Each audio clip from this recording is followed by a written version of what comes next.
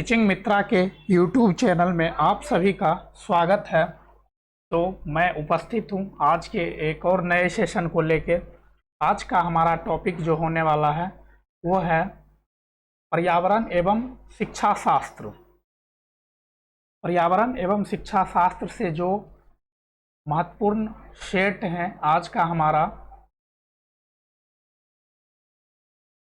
उससे संबंधित हम 15 क्वेश्चन का सेट आज इसमें लिया हूं। आज का हमारा सेट नंबर 13 है।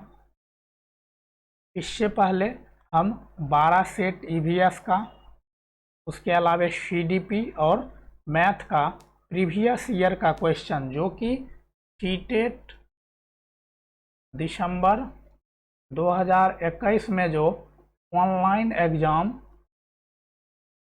एग्ज़ाम लिया था उसके सभी ये प्रश्न हैं। आज का जो शिफ्ट है वो 1 जनवरी 2022 का शिफ्ट है, जो कि काफ़ी महत्वपूर्ण प्रश्न इसमें शामिल किया गया है। मैथ से भी क्वेश्चन पूछे गए और किस किस तरह से क्वेश्चन पूछे जाते हैं आपको प्रीवियस ईयर को करने से आपको पता चलता है। इसके अलावा सीडीपी का कंप्लीट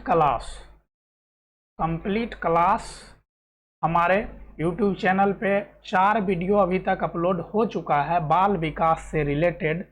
आप उसको हमारे डिस्क्रिप्शन बॉक्स में हम लिंक दे देंगे, वहाँ से भी आप देख सकते हैं, या फिर हमारे चैनल के प्ले लिस्ट में जाकर प्ले लिस्ट से भी आप देख सकते हैं। आपको हमारा वह वीडियो सीटेट जो आप 2022 में दिसंबर में होने वाली है उसमें जब आप अपीयर होंगे तो वो वीडियो आपको काफ़ी महत्वपूर्ण होने वाला है और आप 30 आउट ऑफ 30 आसानी से ले आएंगे यदि कंप्लीट क्लास वहाँ से आप कर लेते हैं। उससे बाहर हमको तो नहीं लगता है कि क्वेश्चन आएगा। एक दो क्वेश्चन यदि इधर उधर हो जाए तो वो कोई बड़ी बात नहीं है, लेकिन काफ़ी रियल और ऑथेंटिक है। आप हमारे डिस्क्रिप्शन में लिंक मैं दे दूँगा, वहाँ से भी देख सकते हैं, या फिर आप हमारे प्लेलिस्ट में जाकर भी देख सकते हैं। तो यदि अभी तक आपने हमारे चैनल को सब्सक्राइब नहीं किए हैं तो एक बार सब्सक्राइब करके बेल आइकन ज़रूर दबा लीजिए, जिससे आपको हमारी पिछली सभी वीडियो की नोटिफिकेशन आसानी से मिलती रहेगी। और अपने दोस्तों में, साथियों में शेयर भी करें। आप लोग शेयर नहीं करते हैं। शेयर करने से आपके जितने भी साथी हैं जो भी टीचिंग एग्ज़ाम की तैयारी कर रहे हैं उनको भी हेल्प हो जाएगी और वे भी अच्छी तरह से हमारे कोर्स को देख पाएंगे।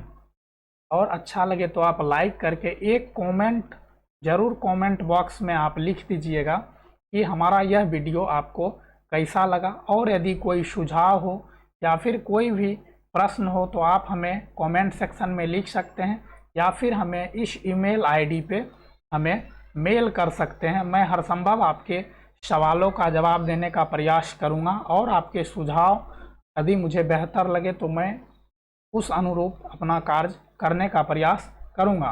हमारा लक्ष्य है कि मैं आप लोगों को किस तरह से सीटेट में 120 प्लस मार्क्स आउट ऑफ 150 में आप किस तरह से ले आ सकें, इसके लिए हम आपके लिए साथ हैं। तो चलिए देखते हैं पहला क्वेश्चन आज का क्या है। त्रिवेंद्रम और गांधीधाम के बीच की दूरी 2268 किलोमीटर है।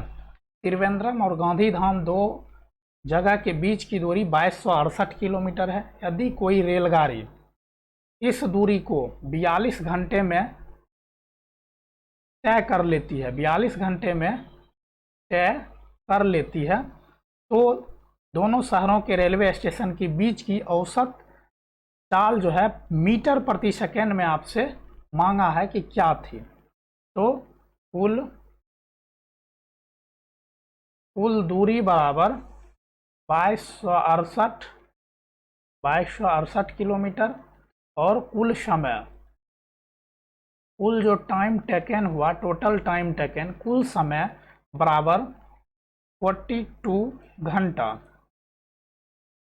तो चाल बराबर होता है कुल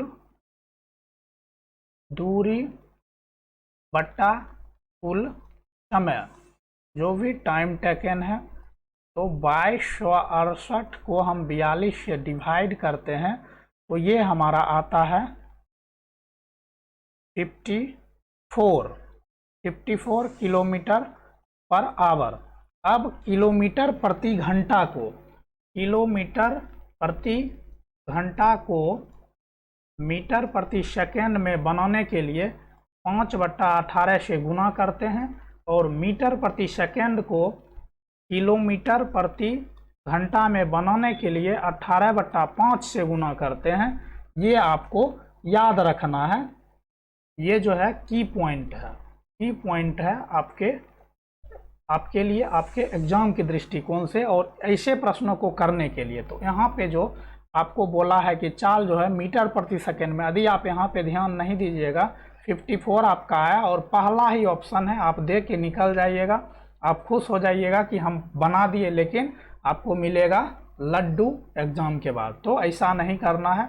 यहाँ पे जो यहाँ पे दिया है 54 किलोमीटर पर घंटा, इसको हम 5/18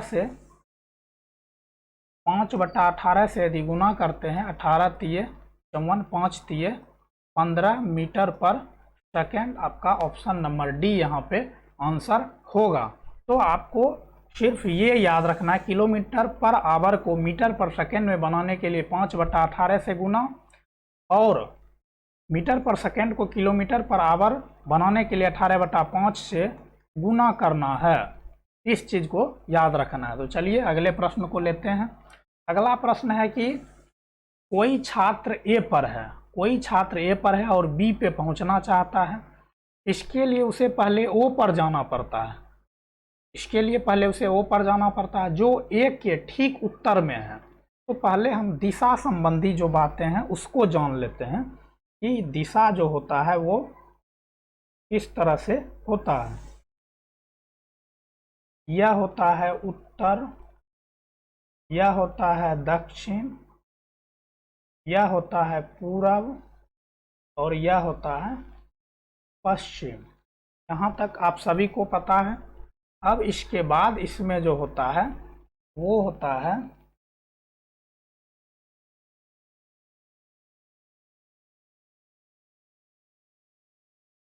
इसको भी आपको पता रहना चाहिए, नहीं तो आपको दिक्कत होगा। तो ये जो है यह है उत्तर, ये कलर ठीक नहीं है, यह होगा उत्तर पश्चिम, ये हो जाएगा उत्तर पूरब, ये हो जाएगा दक्षिण पूरब और ये हो जाएगा दक्षिण पश्चिम।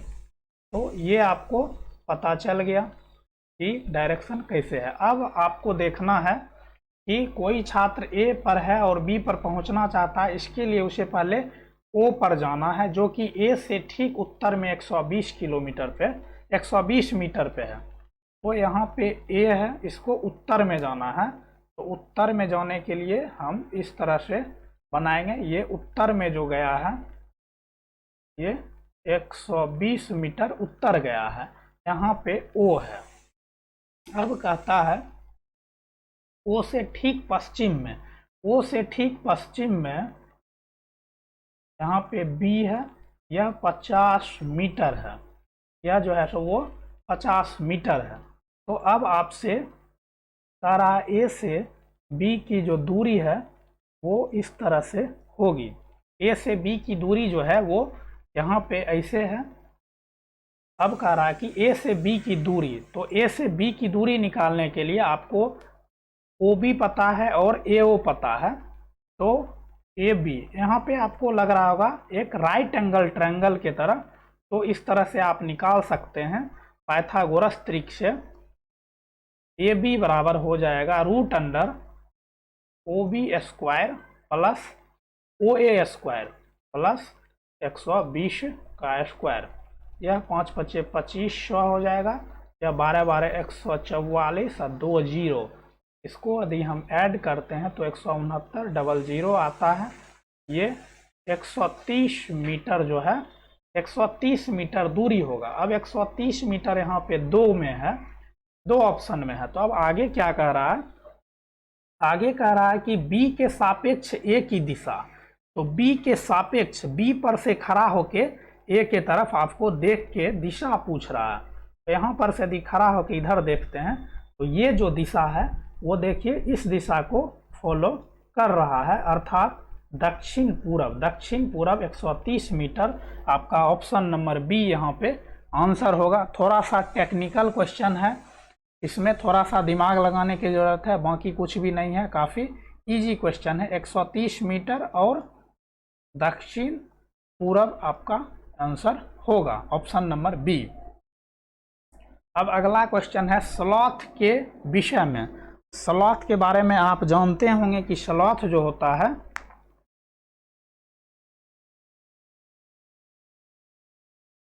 वह चिंपांजी जैसा, स्लॉथ जो है निम्न में से स्लॉथ भालू जैसे दिखते हैं और दिन के लगभग 22 घंटे वृक्ष की शाखा पर उल्टे सिर लटकाकर सोते हैं। तो वह 22 घंटा नहीं सोता है, यह गलत है। स्लॉथ चिंपांजी वनमानुष जैसे दिखते हैं और दिन के लगभग 17 घंटे वृक्ष की शाखा पे सोते हैं। वह 17 घंटे तो सोता है लेकिन वो चिंपांजी की तरह नहीं दिखता है, वो भालू की तरह दिखता है। तो आपका ये भी नहीं होगा, स्लॉथ चिंपांजी ये भी नहीं होगा। स्लॉथ भालू जैसे दिखते हैं और दिन के लगभग 17 से 18 घंटे उल्टा लटक कर सोता है, ये आपका सही आंसर होगा। ये जो है सो अपने जीवन काल में कुल 8 वृक्ष को बदलते हैं। ये जिस वृक्ष पे रहते हैं उसी वृक्ष की पत्तियों को खा जाते हैं। इनकी जो आयु होती है वो 40 वर्ष तक की होती है। तो आपका ऑप्शन नंबर डी यहाँ पे स्लॉथ के बारे में सही होगा। अब है कि जब किसी एक कपड़े पर दूध को उड़ेलते हैं, मलाई ऊपर रह जाती है। पृथक्करण की यह प्रक्रिया है फिल्ट्रेशन, सीविंग, चालन होगा यहाँ पे, अवसादन, निस्तारण। तो ये जो होगा ये फिल्ट्रेशन होगा, जिसको छानना बोला जाता है। तो आपका ऑप्शन नंबर यहाँ पे ए होगा आंसर। अब है कक्षा 5 की पाठ्य पुस्तक में दिए गए गोलकोंडा किले के मानचित्र में 1 सेंटीमीटर जमीन पर, कक्षा 5 की जो पाठ्य पुस्तक में दिए गए गोलकुंडा किले के मानचित्र में 1 सेंटीमीटर जमीन पर 110 मीटर के बराबर होता है। मानचित्र पर जो 1 सेंटीमीटर है वह जमीन पर जो होता है वह 110 मीटर के बराबर होता है, ऐसा प्रश्न में आपको बताया गया है। अब कहता है इस मानचित्र में फतेह जमाली दरवाजे की दूरी 10.7 सेंटीमीटर है। तो जमीन पर इन दोनों दरवाजे के बीच की कम से कम दूरी होगी। तो 1 सेंटीमीटर बराबर है 110 मीटर, तो 10.7 सेंटीमीटर बराबर हो जाएगा यहाँ पे 10.7 इंटू 110। आप इसको मल्टीप्लाई करते हैं तो 1177 मीटर ये आपका आता है। अब यहाँ पे सब पॉइंट में है, किलोमीटर में है, तो आपको किलोमीटर, मीटर से किलोमीटर में बनाने के लिए आपको 1000 से भाग देना पड़ेगा। तो ये मीटर है, इसको यदि हम किलोमीटर बनाते हैं तो ये किलोमीटर हो गया। अब यहाँ पे तीन जो है सो डिजिट के बाद डेसिमल दे देते हैं, 1.177 किलोमीटर आपका यहाँ पे आंसर होगा, ऑप्शन नंबर बी। तो यहाँ पे सीधा है कि 1 सेंटीमीटर का वैल्यू जो है ज़मीन पे 110 मीटर है। तो यदि 10.7 सेंटीमीटर दूरी है तो वो ज़मीन पे 1177 मीटर होगा। 1177 मीटर को हम जो है सो किलोमीटर में चेंज कर लिए, क्योंकि आपका आंसर किलोमीटर में दिया है। यहाँ पे ऑप्शन नंबर बी आपका आंसर होगा। अब अगला है 3 राज्यों का वह समूह जिनके किनारे पर बंगाल की खाड़ी, बे ऑफ बंगाल है, कौन सा है? तो बंगाल की खाड़ी जो है वो ये पूरा जो है क्षेत्र, ये पूरा जो क्षेत्र है ये पूरा बंगाल की खाड़ी है, और इधर अरब सागर है। तो बंगाल की खाड़ी के किनारे है कलकत्ता है, देख लीजिए यहाँ पे कोलकाता है, उड़ीसा है, उसके बाद आंध्र प्रदेश है, आंध्र प्रदेश के बाद तमिलनाडु है। तो उड़ीसा, आंध्र प्रदेश, तमिलनाडु और वेस्ट बंगाल ये चारों इसके किनारे में है। अब हम देखते हैं कि आपका ऑप्शन क्या क्या है। आंध्र प्रदेश है, महाराष्ट्र तो यहाँ पे है जो कि अरेबियन सी के पास है, तो ये आपका ऑप्शन नहीं होगा। अब है दूसरा ऑप्शन चेक करते हैं, ओडिशा यहाँ पे है। उसके बाद केरल आपका जो है वो इस तट पे है, वो नहीं होगा, तो आपका ऑप्शन बी भी नहीं होगा। उसके बाद ओडिशा है, आंध्र प्रदेश और तमिलनाडु। आपका ऑप्शन नंबर सी यहाँ पे आंसर होगा, जो कि सही है। अब है, मान लीजिए आप मध्य प्रदेश में हैं, क्वेश्चन कर रहा है कि आप मध्य प्रदेश में हैं, इस राज्य के सापेक्ष किस दिशा में हमारे देश का सर्वाधिक घना जंगल है। तो हमारा जो सर्वाधिक घना जंगल है वो उत्तर पूर्व में है। उत्तर पूर्व में सिक्किम, मेघालय, इस सब के तरफ जो है ये काफ़ी घना जंगल है। तो आपका जो आंसर होगा वो होगा उत्तर पूर्व। अब यहाँ से जो है ये जो है सो यहाँ पे है, तो आपको हम डायरेक्शन पहले बता चुके हैं कि यहाँ पे उत्तर होता है, यहाँ पे दक्षिण होता है, यहाँ पे पूरब होता है और यहाँ पे पश्चिम होता है। इसके बाद ये जो होता है ये उत्तर पूरब होता है, ये जो होता है ये दक्षिण पूरब होता है, और ये जो होता है ये दक्षिण पश्चिम होता है, और ये उत्तर पश्चिम होता है। तो आपका जो जंगल है वो उत्तर पूर्व में है, आप इसको देख के समझ सकते हैं। ये जो है ये उत्तर पूर्व, आपका ऑप्शन नंबर बी यहाँ पे आंसर होगा। इस जो डायग्राम है, इस डायग्राम को आपको भली भांति याद रखना है, काफ़ी इम्पोर्टेंट डायग्राम है आपको डायरेक्शन निकालने के लिए। तो अगला क्वेश्चन देखते हैं। एक बार आप लोग यदि शेयर नहीं किए हैं तो एक बार शेयर अवश्य कर दीजिए। अब अगला जो क्वेश्चन है वो है कि माउंट एवरेस्ट चोटी जो है, जो कि नेपाल में इसे सागर माथा के नाम से जाना जाता है, नेपाल में इसे सागर माथा के नाम से ही जाना जाता है। तो ये जो चोटी है इसकी ऊंचाई कितनी है? इसकी जो ऊंचाई है वो 8848 मीटर है, लेकिन अब जो है कुछ बढ़ा है, इसका जो ऊंचाई होगा वो 1850 मीटर आपका आंसर होगा। ये यह जो है विश्व की सबसे ऊंची चोटी है। उसके बाद भारत की सबसे ऊंची चोटी जो है वह है आपका गॉडविन ऑस्टिन, जो कि आपका 8600, गॉडविन ऑस्टिन जो है 8611 मीटर इसकी ऊंचाई है, आपका ये है। तो यहाँ पे जो आपका आंसर होगा वो ऑप्शन नंबर बी होगा, आपका 8850 मीटर। इसके अलावा कंचनजंगा है, जो भी इम्पोर्टेंट है हम आपको लिखा देते हैं कि कंचनजंगा है, उसका 8586 मीटर ऊंचाई है। उसके बाद मकालू है, कंचनजंगा भारत में है। उसके बाद मकालू है, मकालू 8462 मीटर है, यह नेपाल में है। उसके बाद है धौलागिरी, इसका जो है सो 8167 मीटर ऊंचाई है, और यह जो है सो आपको नेपाल में ही है। उसके बाद है नागा पर्वत, जो कि 8126 मीटर है, यह भारत में है।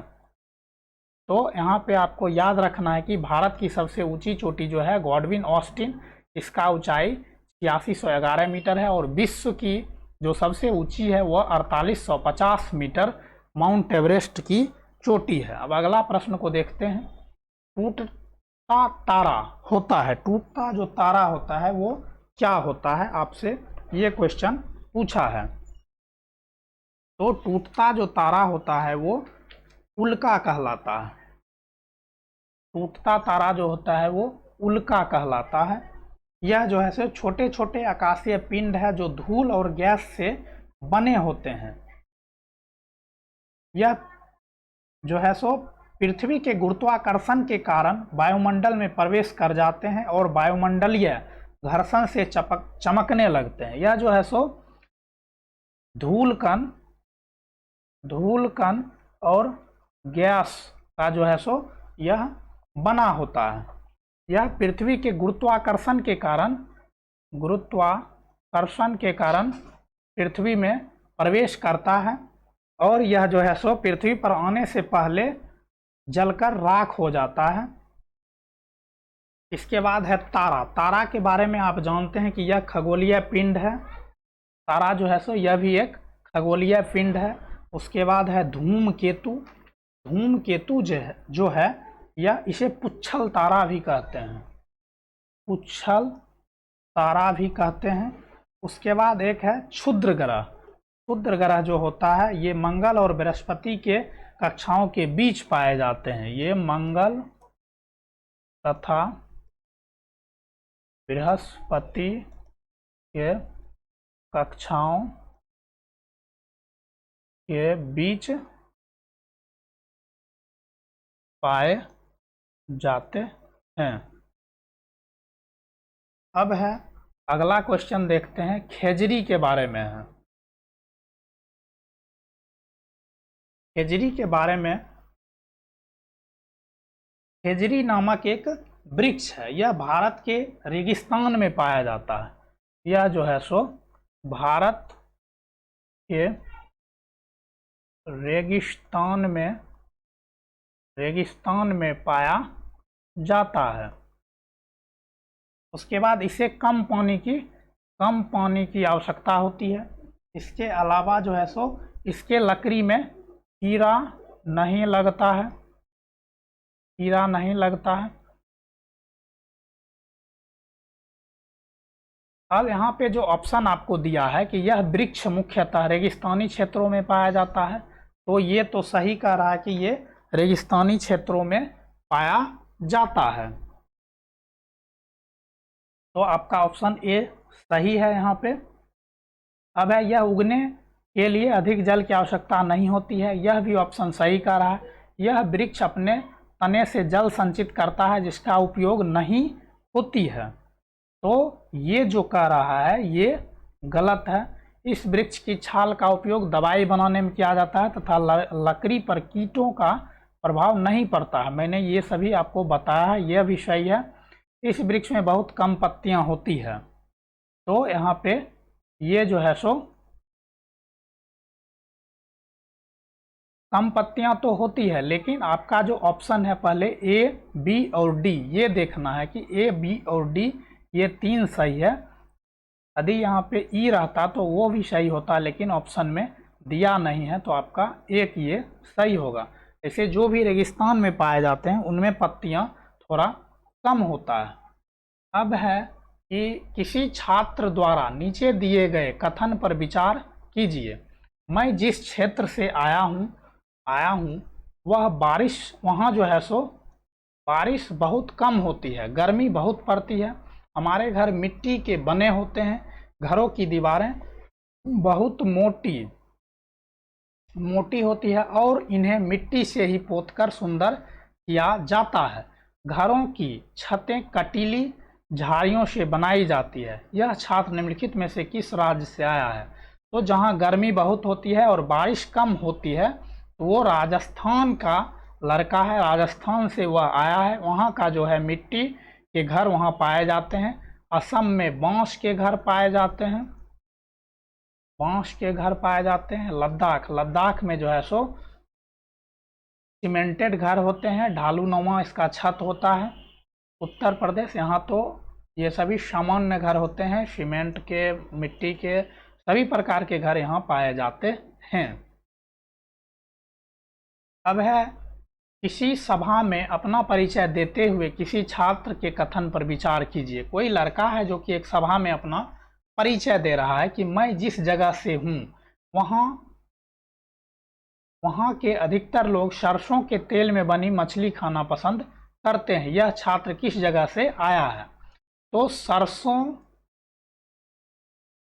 के तेल में बनी मछली, एक होता है नारियल के तेल में बनी मछली, नारियल तेल में बनी मछली। तो ये 2 क्वेश्चन आता है। तो नारियल का तेल का जो उपयोग होता है ये साउथ में सबसे ज़्यादा होता है।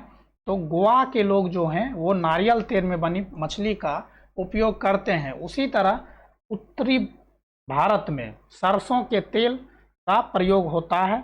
तो यहाँ पे आपका जो आंसर होगा वो कश्मीर होगा, कि कश्मीर के लोग जो है सो सरसों के तेल में बनी पकी मछली खाते हैं। ये आपका आंसर होगा ऑप्शन नंबर सी, कश्मीर। यदि यहाँ पे सरसों के जगह नारियल तेल रहता तो ये आपका गोवा आंसर होता। साउथ की तरफ आपको सब्जी में भी नारियल का तेल ही उपयोग होता है। अधिकांशतः लोग नारियल का तेल उपयोग करते हैं। अब है, निम्नलिखित में से कौन सा कथन सही है? तो यहाँ पे जो दिया गया है कि कोई वयस्क हाथी, कोई जो है सो वयस्क हाथी है, वो दिन में 2 क्विंटल 200 केजी से भी अधिक हरे पत्तियाँ और झाड़ियाँ खा सकता है। तो 200 क्विंटल नहीं, हाथी जो है वो 100 केजी पत्तियाँ और घास खाता है। अत्यधिक भारी होने के कारण अधिकांश हाथी बहुत ज़्यादा आराम पसंद करते हैं, ये भी नहीं होगा। यहाँ तक कि 3 महीने की आयु के हाथी के बच्चे का भार सामान्यतः 200 केजी होता है, ये सही है। अधिकांश हाथी औसतन एक दिन में 9 से 10 घंटे सोते हैं, ये नहीं होगा।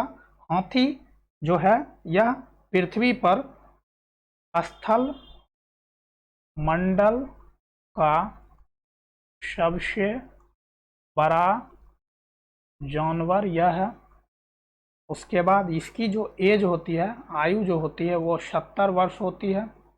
उसके बाद यह जो है सो कीचड़ में खेलना पसंद करता है, यह जो है सो कीचड़ में खेलना पसंद करता है।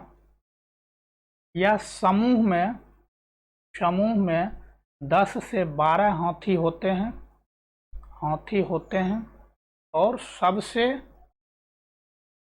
बड़ी या बुजुर्ग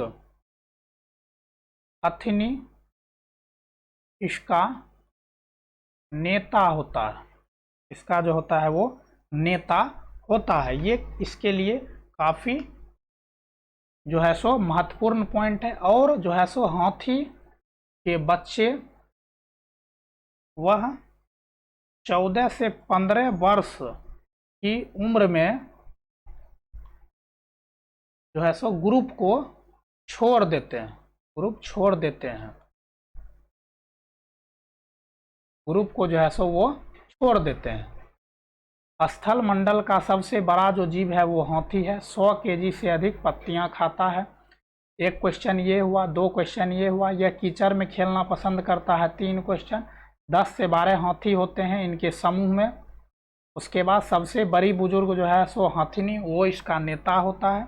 और हाथी के बच्चे 14 से 15 वर्ष की उम्र में ग्रुप को छोड़ते हैं। ये काफ़ी बार पूछा जा चुका है, इसको आप एक जगह लिख लीजिएगा ठीक प्रकार से, तो फिर आपको काफ़ी सहायता होगी आपको एग्ज़ाम देने में। और काफ़ी महत्वपूर्ण ये क्वेश्चन भी है। अब अगला जो है उसको हम देखते हैं कि अगला जो क्वेश्चन है वो क्या कह रहा है। एक समूह को चुनिए जो कि जिसका पुनः चक्रण किया जा सके। एक समूह आपको चुनने के लिए बोल रहा है जिसका पुनः चक्रण किया जाए, अर्थात जो नष्ट नहीं हो, जो जिसको गला करके फिर पुनः बनाया जा सके। तो पॉलीथीन जो है सो काफ़ी मतलब इसका उच्च गलनांक होता है, ये जो है सो रिसाइकिल नहीं किया जाता है।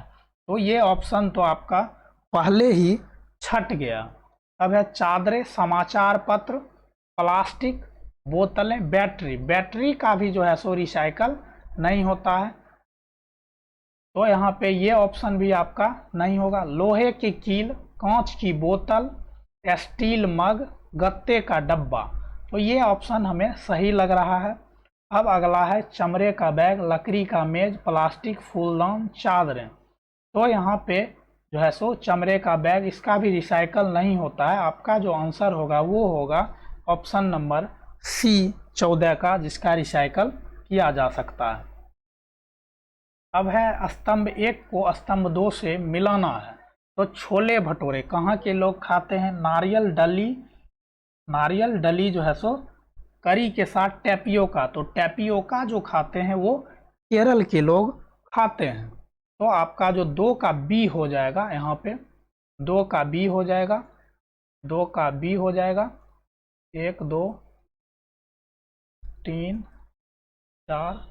4 गो है ये है। उसके बाद सरसों के तेल में बनी पकी मछली, अभी पिछले प्रश्न में आया था सरसों के तेल में बनी मछली और नारियल के तेल में बनी मछली। तो सरसों के तेल में बनी मछली कश्मीर होगा, 3 का डी होगा।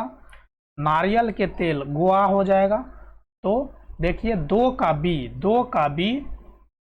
बी 2 जगह है।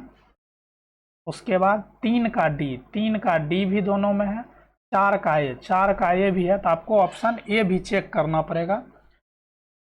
छोला भटूरा, तो छोला भटूरा जो होता है वो होता है पंजाब के लोग खाते हैं। तो आपका 1 का ई हो जाएगा, 1 का ई हो जाएगा। आपका ऑप्शन नंबर 4 यहाँ पे आंसर होगा। तो कौन से स्टेट के लोग किस प्रकार के भोजन करते हैं ये भी आपसे पूछा जाता है। पंजाब के लोग सरसों का साग, मक्के की रोटी, ये भी वहाँ का प्रमुख भोजन है। उसके बाद टैपियोका जो है सो टैपियोका ये केरल का प्रमुख भोजन है। तो इस तरह के प्रश्न आते हैं, आपको इसको भी देखना होगा। मैं जो आपका क्लास का वीडियो करवाऊंगा उसमें ये सभी चीज़ पूरा डीपली मैं बताऊंगा आप लोगों को। आज के जो प्रश्न थे उसका आंसर यहाँ पे दिया हूँ। अब है, यदि अभी तक आपने हमारे चैनल को सब्सक्राइब नहीं किए हैं तो एक बार सब्सक्राइब जरूर कर लें और बेल आइकन दबा लें, जिससे आपको हमारी अगली सभी वीडियो की नोटिफिकेशन आसानी से मिलती रहेगी। और अपने दोस्तों में शेयर भी करें, आप लोग शेयर नहीं करते हैं, शेयर करें। और लाइक यदि अच्छा लगता हो तो लाइक करके कमेंट एक ज़रूर कर दें। आपका लाइक और कमेंट हमारे लिए मोटिवेशन का काम करता है और इसमें आपको कोई खर्च भी नहीं है, बस एक लाइक आपको करना है और एक कमेंट आपको करना है हमारे यूट्यूब चैनल पे।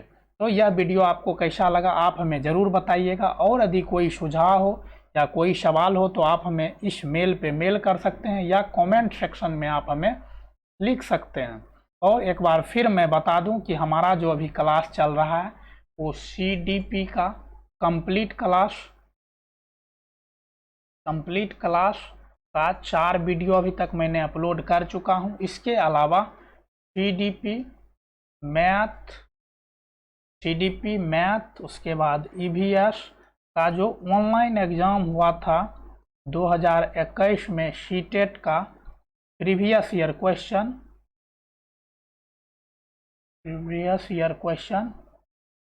वो भी मैं करवा रहा हूं। तो आप हमारे प्ले लिस्ट में जाकर वहां से आप देख सकते हैं। इसके अलावा आप मैं इस वीडियो के डिस्क्रिप्शन में आपको लिंक दे दूंगा, आप वहां से भी देख सकते हैं। तो एक बार शेयर और सब्सक्राइब ज़रूर कर दीजिएगा, जिससे आपके दोस्त जो टीचिंग एग्ज़ाम की तैयारी कर रहे हैं वो भी हमसे जुड़ पाएंगे। तो मिलते हैं हम जल्द ही अगले वीडियो में। तब तक के लिए बाय बाय, टेक केयर, अपना ख्याल रखें और हमारे साथ, हमारे यूट्यूब चैनल के साथ आप बने रहें।